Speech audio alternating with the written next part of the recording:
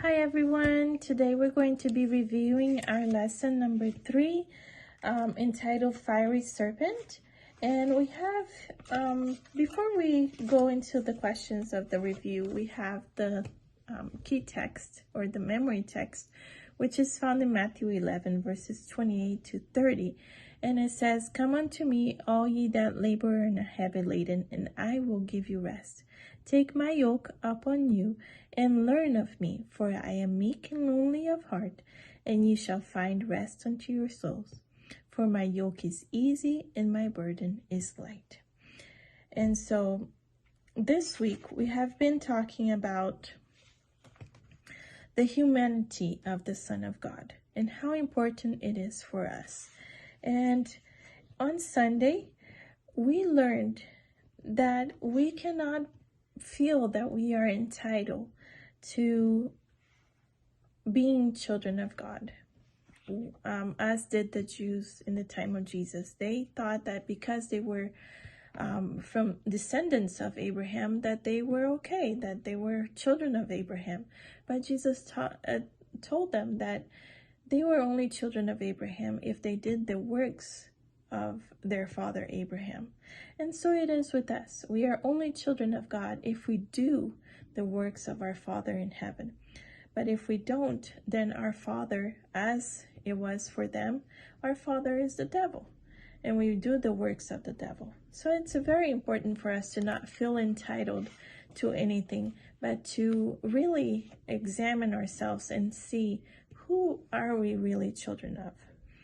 And so, and then on Monday, we looked at how it's possible for us to study the Word of God and miss the point entirely.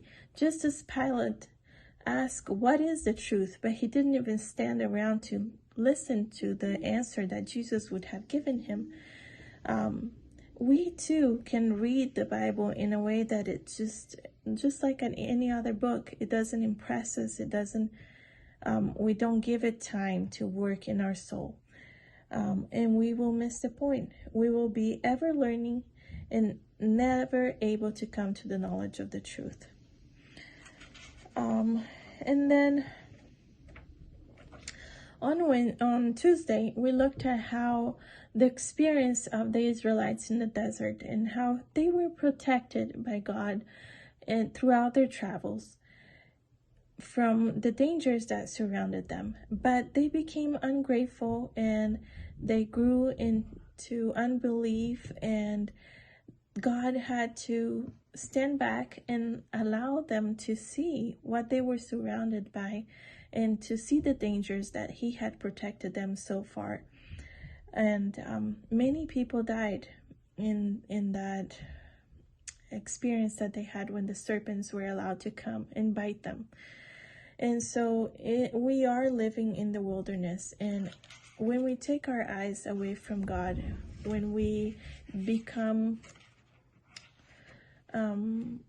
complacent to the place where we are, and we don't realize, we don't think anymore about what God is doing for us in protecting us and guiding us and blessing us, we stop believing that all of that comes from God, and in that we can be in danger of being overtaken by the serpent, who is always around trying to hurt us, and we will be again surrendered to sin.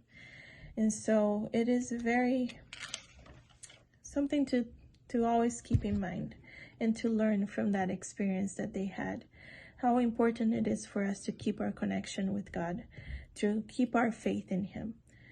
And on Wednesday, we looked at what makes it possible for us to be attracted to Jesus. And one of the sentences that I didn't mention, but I would like to mention now, is that it says that that face of Jesus, once beheld by humanity, was never forgotten. And as the face of Cain expressed guilt from what he had done, the face of Christ expressed innocence, serenity, and benevolence. it was the image of God. And so when we look to Jesus, if we can see that face of innocence, serenity, and benevolence, the face of God, we will be attracted to him. And why did Jesus take our sinful nature? Because he wanted to bring us back into communion with his Father. He wanted to be our brother and to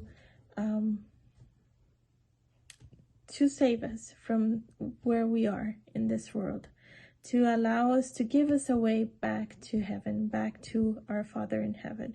And so he came, he became lower than the angels, took our form, and is to this day our brother, always in the presence of the Lord, bringing us to him, so that we will be made just by his sacrifice. That was the purpose that he came to this world. And he says, "Learn of me, for I am meek and lowly in heart, and you will find rest. Take my yoke upon you.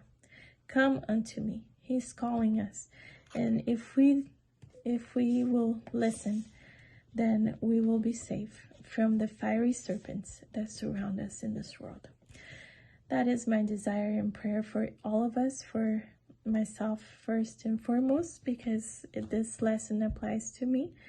And I will see you next time. God bless you until we meet again. Bye-bye.